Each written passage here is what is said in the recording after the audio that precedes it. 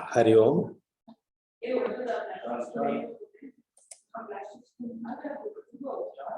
Namaste. Let us do a small prayer. Put Namaskar Mudra. Close your eyes. Relax. Let us chant Omkara 3 times. Om.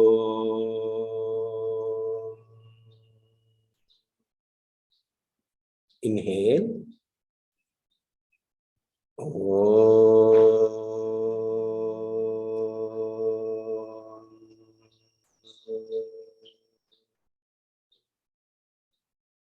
Inhale.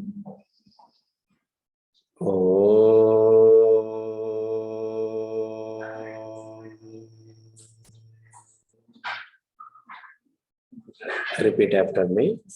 We'll pay our respects to Patanjali Maharshi. Yogena Chittasya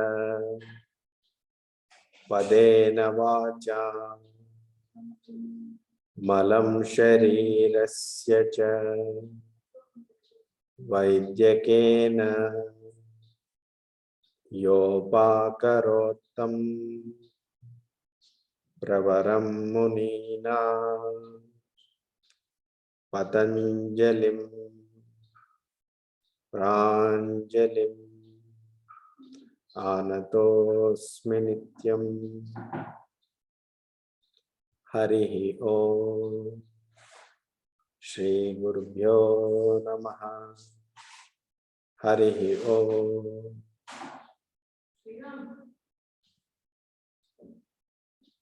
Gurur Brahma, Gurur Vishnu, Gurur Devo Maheshwara, Guru Sakshat Parabrahma, Tasmai Shri Gurave Namaha. Sadashiva Samarambha Shankaracharya Madhyama Asmadacharya Paryanta Vande Guru Parampara.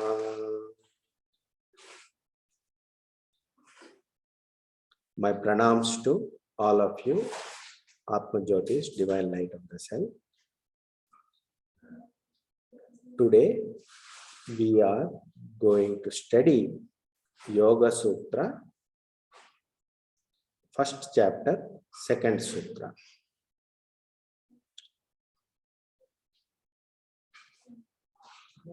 I am a student of spirituality.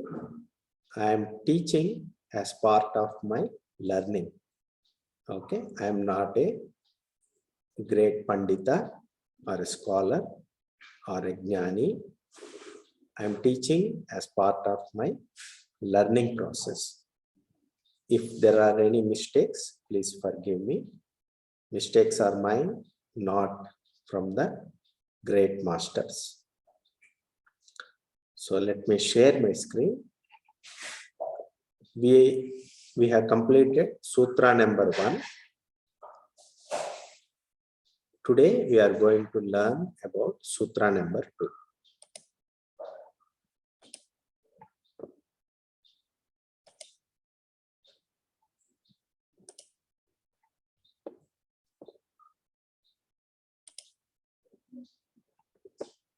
Okay.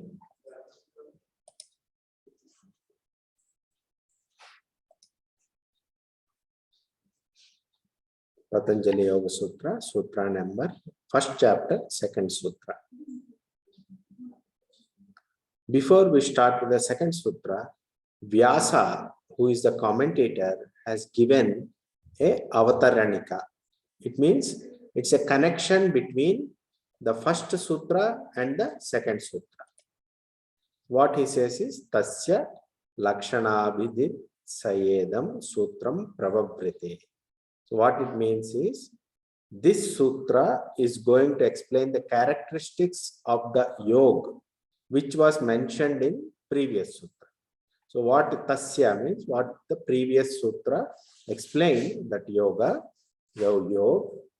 regarding that we are going to give more explanation about the lakshana, about the characteristics of that yoga. So going to sutra number 1.2. Repeat after me. Yogash chitta vritti nirodha. We will repeat it 5 times. Yogash chitta vritti nirodha. Yogash chitta vritti nirodha. Yogash chitta vritti nirodha. Yogash chitta vritti nirodha. Yogash chitta vritti nirodha. Okay, so this is the second sutra. This is the definition of yoga. Yoga means stopping the vritti, means thought patterns of the chitta, mind. So what this is, what Sri Vyasa is going to comment on that, we are going to see. So basically this sutra means, yoga means stopping the vritti of the chitta.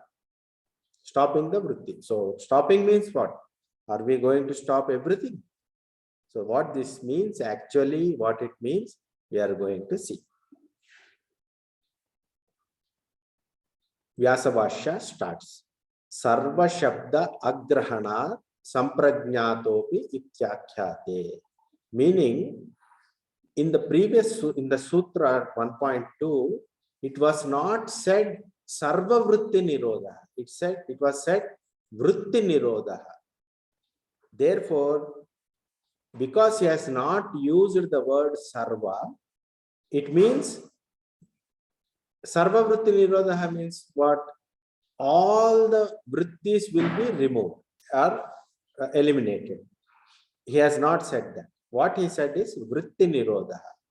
Yogash chitta vritti nirodha. That means we know there are 2 types of samadhi which are considered as yoga. One is samprajnata samadhi, another is nirodha samadhi. So because it was sarva shabda was not used, therefore some vrittis are allowed in yoga. Therefore samprajnata samadhi is also considered as yoga. Understood? Samprajnata samadhi, and in addition to nirodha samadhi, both of them are considered as yoga.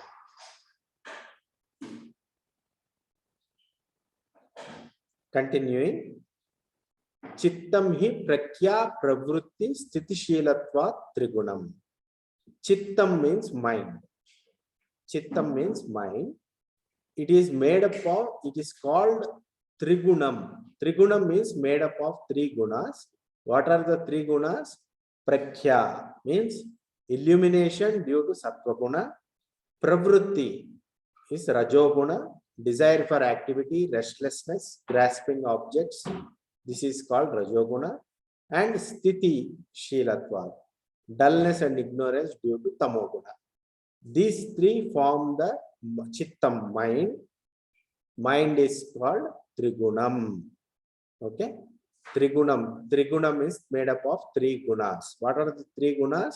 Sattva guna, rajoguna, and tamoguna. And where are these gunas coming from? They are part of prakriti, something called prakriti. 3 gunas are part of prakriti. Okay.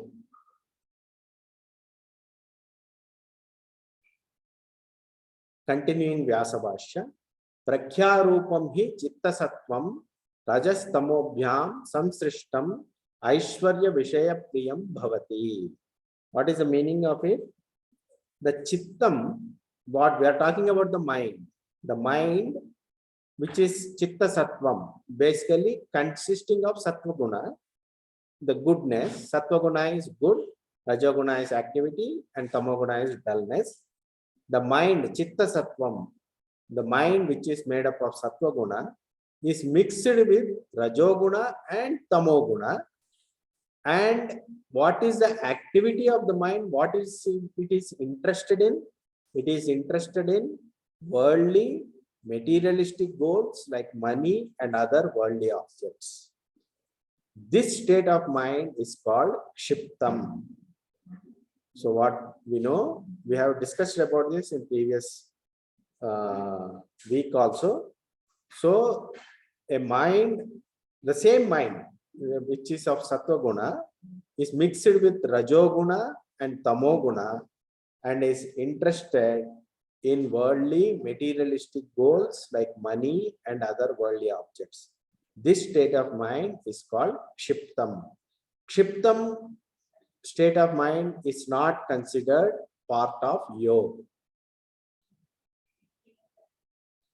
So this is our regular state of mind, right? We are all interested in worldly materialistic goals like money and other worldly objects. So this is kshiptam. Restlessness will be there in the mind. So continuing the Vyasa bhashya, Tadeva tamasa anuviddham adharma ajnana avairagya anaishwaryopagam bhavati. The same mind which is made up of sattva guna, when it is full of tamoguna, when the tamoguna dominates, when it rises, the same mind will be interested in adharma, unrighteousness, ajnana, ignorance, avairagya, not having dispassion, or it is made up of full of passion and full of negative qualities. This state of mind is called modham. So it is our common knowledge that sometimes our mind undergoes negative qualities. So when the mind undergoes negative qualities, know that tamoguna is on the rise. And tamoguna causes adharma, ajnana, avairagya. Please remember, it is the same mind. It is not different minds. Some person may be good for some time, maybe negative for some time. The same mind undergoes good thoughts and negative thoughts. This state of mind where adharma, ajnana, avairagya, anaishwarya will be there is called modham. This is also not considered fit to be included in the category of yoga. Vyasa bhashya continuing. Tadeva prakshina mohavaranam sarvataha pradyotamanam anuviddham rajomatraya dharma jnana vairagya aishwaryopagam bhavati. What is the meaning of this?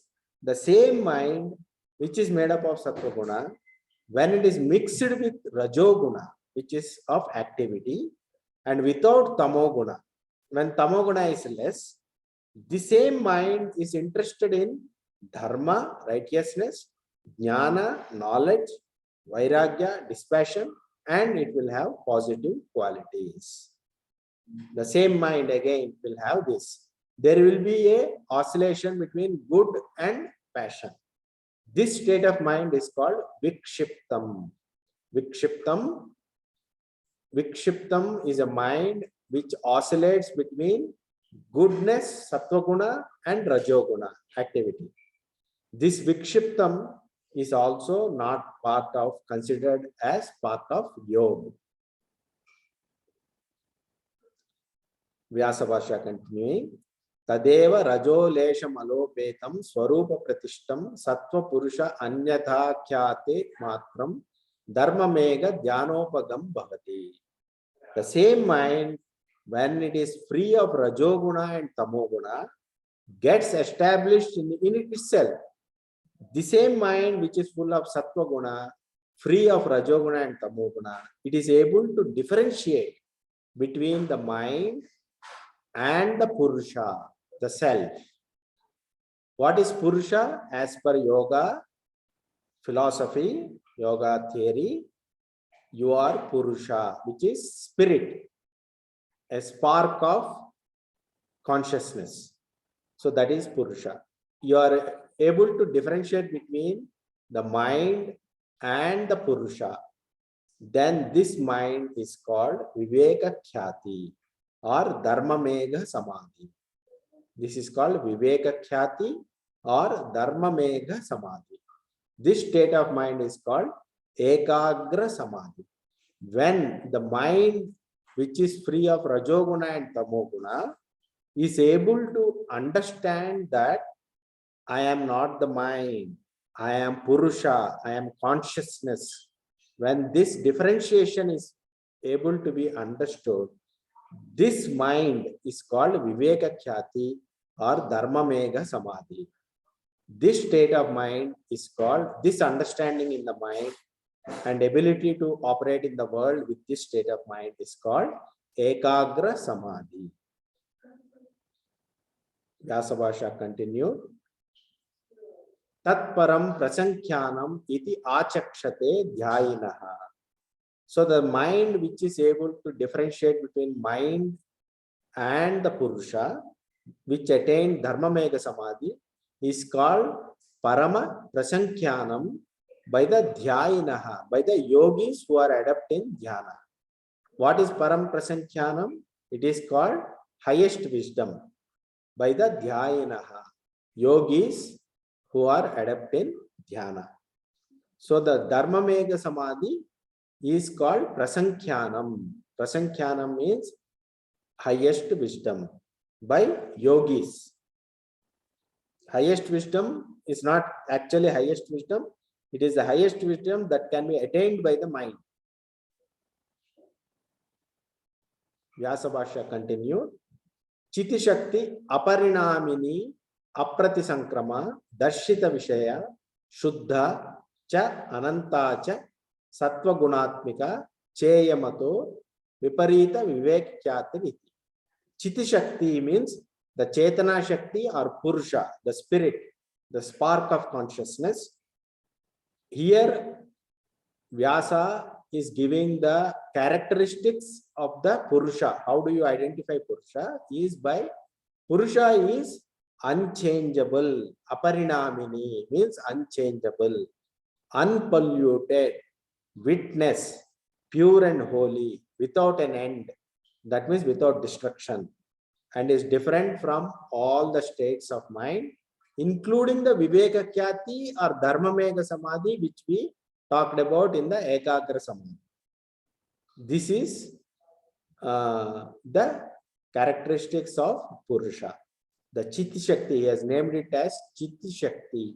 Chitti Shakti means the Chetana Shakti or the Purusha is unchangeable. That means he is not talking about some other Purusha, he is talking about you. You are unchangeable in your real nature. You are unpolluted. You are a witness. You are pure and holy. You have no destruction. And you are different from the mind, which is peaceful also, a peaceful mind also. You are the Chitti Shakti. You are the Chetana Shakti. You are the Purusha. You are different from Viveka Khyati also. Okay. So Vyasa Bhashya continued. Ata tasyam viraktam chittam tamapi khyatim nirunadhi. Therefore, why therefore? Because Purusha is different from Viveka Khyati. The mind understands this, or you understand this. Purusha is different from Viveka Khyati. The mind is disinterested, virakta, in the Viveka Khyati state of mind also. That means the peaceful state of mind also, you see, this is a state of mind, you understand that. The peaceful state of mind is also a state of mind nonetheless.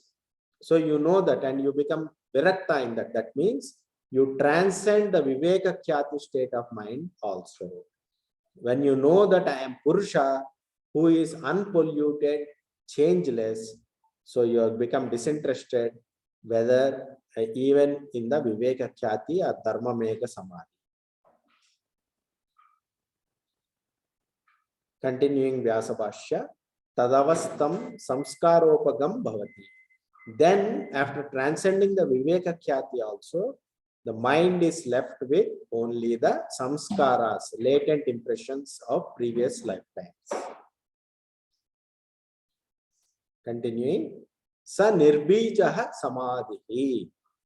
That is called Nirbija Samadhi. Nirbija means without seed, seedless. That is called Nirbija Samadhi. So we are completing the Vyasa bhashya.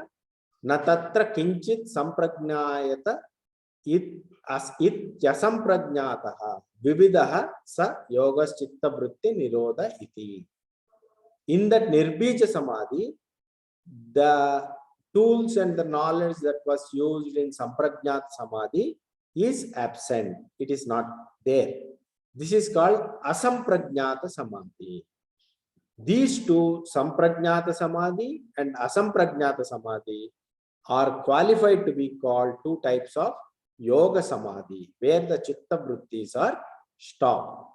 So we have completed the Vyasa bhashya. So I have few more slides. Maharshi Dayananda Saraswati, who was there some 150-200 years back, he has given this definition of yoga and viyoga. Stopping or eradicating all the negative and evil thoughts of mind and filling the mind with positive thoughts and thoughts about God, Ishvara, Parameshvara is called yoga. Going against the principles of God, Parameshvara, and indulging in evil acts is called viyoga. So this is a very simple definition, but a very powerful definition.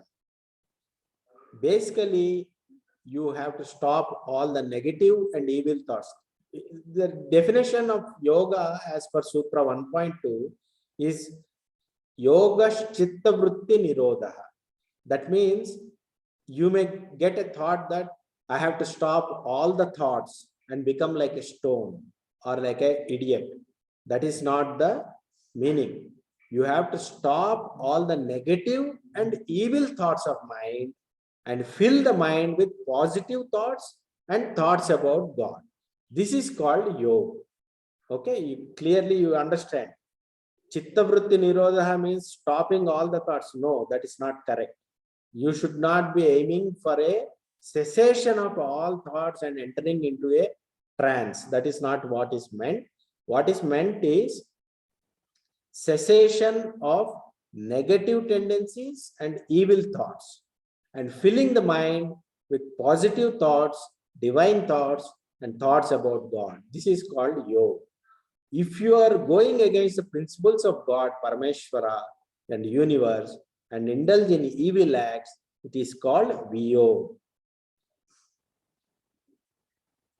So we are going to understand in Vyasa bhashya that the nature of Purusha he has given. So we are going a little bit depth. He mentioned the Purusha as aparinami. That means what? No changes in the Chetana Purusha. No changes of nature, Prakriti, characteristics and state. Purusha is different from Prakriti, nature. It is Prakriti which changes. So whatever you see in the world, whatever is changing in the world is made up of Prakriti, Sattva, Rajo, Tamo gunas. Those are not there in Purusha. Purusha is a spark of consciousness. Purusha is a conscious being, spark of consciousness, spirit. Whatever changes is Prakriti. There are two fundamental entities in the world as per yoga philosophy. One is Purusha and other is Prakriti. Whatever changes is Prakriti and what is unchangeable, aparinami, is called Purusha. Okay, you are one Purusha, I am one Purusha. So there are many Purushas in yoga philosophy. This is in contrast with Advaita philosophy.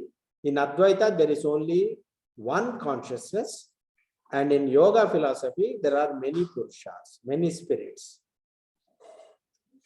Apratisankrama has defined the Purusha as Apratisankrama, means disinterested in the worldly, materialistic and sensory pleasures and attractions.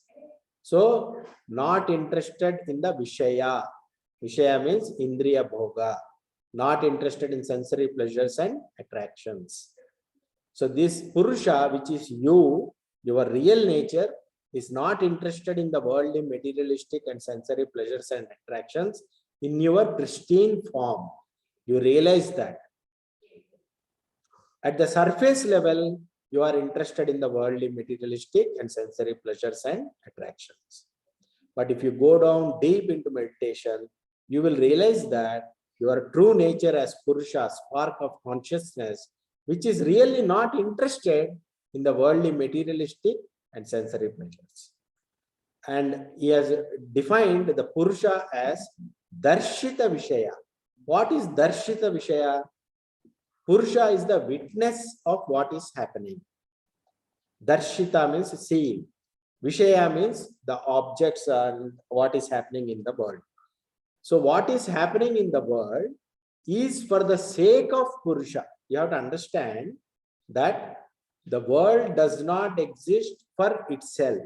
World exists for the sake of Purusha. The world is for the sake of Purusha. We are going to see another sutra in Yoga Sutra in future that talks about this.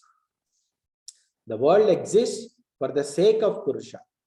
And if you look in Sankhya Karika, which is previous to yoga philosophy, in a Sankhya Karika, there is a sutra which says Sanghata Parardhatva. That means whatever is made up of parts is not for itself, it is for others' purpose. That means the example given is, if you make up a bed, nicely you make up the bed. The bed which is made up is not for the purpose of the bed. It is for a person who will sleep on the bed. Similarly, the world is made up not for itself. It is for the sake of Purusha, for yourself. You are there to enjoy the world. That's why your world is there. And the Purusha is Shuddha, means it is pure and holy. What is pure and holy? That means in Purusha, there are no three gunas. It is unpolluted by the three gunas. Three gunas are part of mind, which is part of nature. The three gunas are not present in the Purusha. Therefore, he defined the Purusha as Shuddha. Another characteristics of Purusha is Ananta, means it cannot be destroyed. The Purusha is without an end. The Chiti Shakti, it is known as Chiti Shakti or Chetana or Purusha, is without an end. It cannot be destroyed. You are Purusha. Meditate on your nature. So let us, we have completed the Vyasa bhashya and the explanation. So let us meditate on your nature. Close your eyes. Remember the characteristics of the Purusha. I am changeless. I am spirit. I am untouched by the world. I don't have sattva, rajas, tamo gunas. I am a witness of what is happening in the world. I am without birth and death and destruction. With these thoughts, again and again you take the help of these thoughts and meditate on your nature, contemplate on your nature. Feel yourself as Purusha. Do that.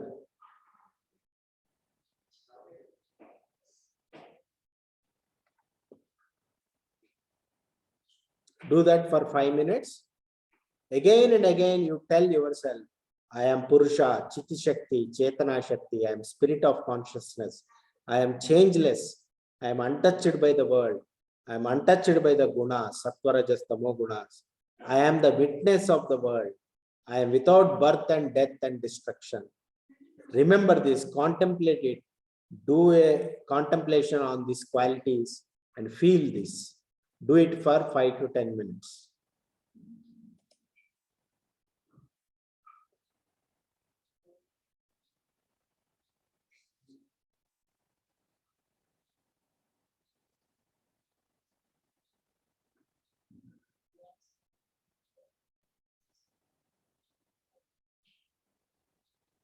I am Purusha. I am Chitti Shakti. I am Chetana Shakti. I am Purusha. I am changeless. I am the spirit. I am the spark of consciousness. There is no sattva, rajas, tamo gunas pollution in me. I am the crystal like a spark of consciousness. I am untouched by the world. I am untouched by any pollution. I am without destruction. Again and again, contemplate on these characteristics. And see the spirit of consciousness is not interested in the world actually. There are no desires in the spirit of consciousness. It is free actually. It is not touched by any sorrow. It is peace. It is not that it is peaceful, it is peace itself.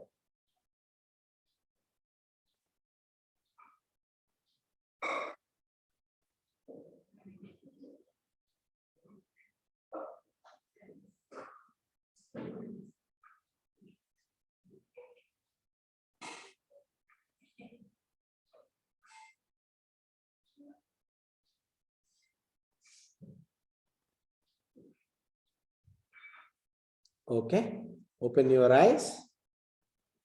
Hope you had a good meditation session. If you have any questions, you can ask.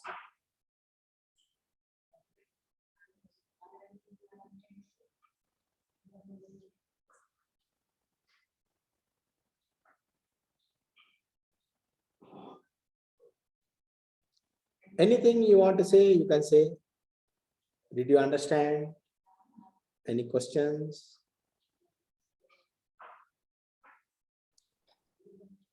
Vyasa-ji, if I may ask a question. Yes. In today's world, I mean, the way things are, we have to live alongside the rules of the world, or maybe our corporate lives, in so many dimensions that we live in. So does it actually call for maybe sattva guna to be a sort of a main controlling behavior, with an element of drive to work, or what we call as motivation in our day-to-day life, which somewhat falls under rajas, but perhaps not exceeding it to the level of restlessness where it affects the main characteristic, and to minimize tamas, wherein we do things which are adharma, or we turn into laziness or arrogance, or doing repetitive mistakes. So is that the motive? Very gradually. Let me explain the Rajoguna. Okay. Rajoguna activity should not be equated with Rajoguna. All activities should not be equated with Rajoguna. Rajoguna is those activities which are propelled by selfish motives. Okay. If you are acting with unselfish motives for the benefit of all, it is not Rajoguna. You can be fully active. You can be 24 hours by 7 active by helping others for the benefit of all, for the benefit of your company. That is not Rajoguna. Sattvaguna is not staying like a stone. Sattvaguna is fully active, but not touched by the selfish motive. Got it? Thank you so much. That was a very important explanation. Thank you so much. Yeah. Anybody else has any question?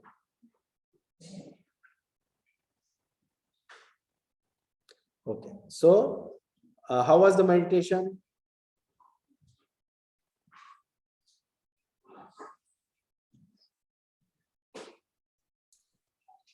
So maybe in my case, I got a bit sleepy in between because I woke up very early today.